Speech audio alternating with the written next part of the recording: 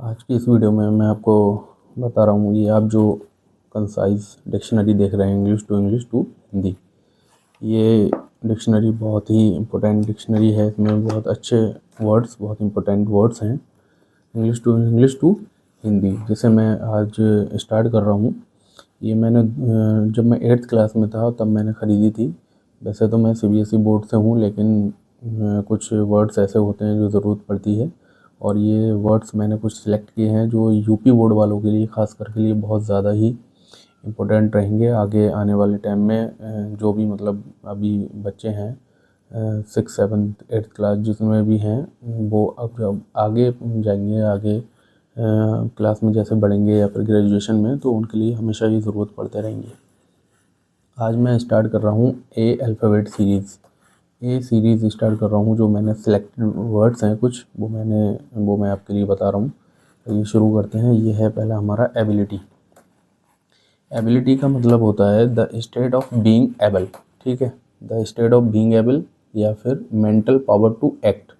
इसका मतलब है योग्यता या मानसिक क्षमता। एबिलिटी एक हमारी एक बॉडी की एक क्षमता बोलते हैं, जिस किसी भी काम करने के लिए कोई जो एबल होते हैं हम उसके लिए कहते हैं एबिलिटी। सेकंड हम पढ़ते हैं एबनॉर्मल। एबनॉर्मल का मतलब होता है अनयूजुअल या फिर इर्रेगुलर। मतलब है असामान्य। असामान्य का मतलब जैसे कोई भी पर्सन है, वो नॉर्मल में जैसा रहता है वो उसकी नॉर्मल कंडीशन हो गई।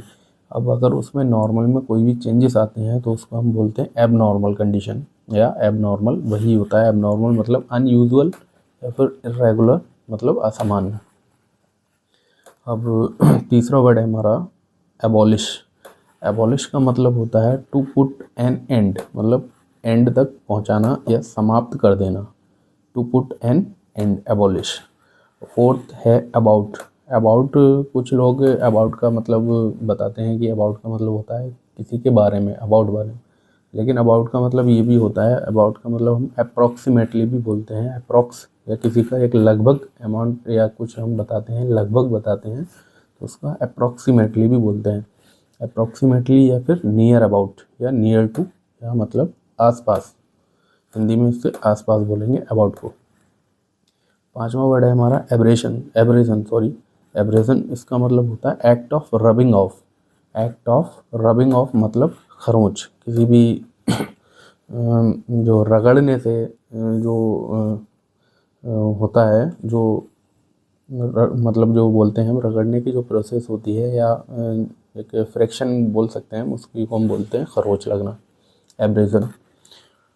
6 है हमारा एवरेस्ट। ABREST। एवरेस्ट मतलब साइड बाई साइड, जिसे हम हिंदी में बोलते हैं छाती से छाती मिलाते हुए, एवरेस्ट। 7th है हमारा एब्रोच। एब्रोच है ये, अप्रोच नहीं है, एब्रोच, ABROACH। एब्रोच मतलब the open mouth for the liquid to flow out. किसी भी वेसल या फिर जैसे हमारे घरों में जो मग वगैरह होते हैं, तो उसकी जो एक उसमें जैसे पानी भरा या कोई लिक्विड है, तो उसको लिक्विड के लिए पास होने के लिए जो भी थोड़ा पास होता है, रास्ता होता है, उसके लिए बोलते हैं हम abroach. The open mouth for the liquid to flow out. ठीक है। 8th है हमारा अप्रोच। ये है अप्रोच, APPROACH। इसका मतलब होता है टू कम नियर या और नियरर टू समबडी, मतलब किसी के आसपास आना। कहते हैं कि अप्रोच लगा रहा है वो, किसी में इस तरीके की अप्रोच है उसकी। अप्रोच मतलब बहुत उसकी जान पहचान या फिर मतलब उसके किसी के आसपास होना, अप्रोच बोलते हैं। 9th है हमारा एब्सेंट माइंडेड। एब्सेंट माइंडेड का मतलब होता है इनएटेंटिव, और दूसरा नॉट पर्टिकुलर, मतलब खोया खोया, जो हम बोल देते हैं किसी को कि ये बंदा तो खोया खोया रहता है, मतलब एब्सेंट माइंडेड, मतलब उसका दिमाग एक जगह पे नहीं है।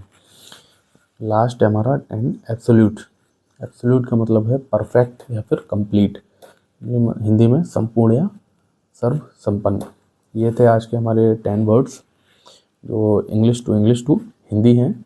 ऐसे ही डेली एक वीडियो आएगी 10 वर्ड्स की।